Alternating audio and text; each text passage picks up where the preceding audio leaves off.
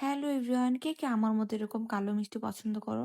আমি তো একদমই সাদা মিষ্টি বলো যে কোনো মিষ্টি আমি একদমই খেতে পারি না। বাংলাদেশের যত ভালো ব্র্যান্ডই হোক না কেন মিষ্টির, কোনো মিষ্টি খেতে পারবো না এই মিষ্টিটা ছাড়া। মানে এটাই হতে হবে, এই দোকানের এই মিষ্টিটাই হতে হবে।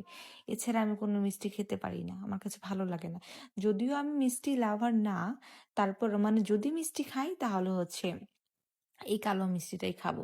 আর এটা হচ্ছে আমাদের সাভারেই মানে কি বলে গোবিন্দ সুইট। ওনার এই মিষ্টিটা আমি মানে খেয়ে থাকি সবসময়। আমাদের সাভারে আরো ভালো ভালো মিষ্টির দোকান আছে। তারপর আমাদের বাসার কাছে একটা বিখ্যাত মিষ্টির দোকান আছে। ওইটাও খুব মজা, মানে মজা বলতে কি সবার কাছে ভালো লাগে, তো আমার কাছে ভালো লাগে না। আমি খেতে পারি না, আমি সাদা মিষ্টি তো একদমই না।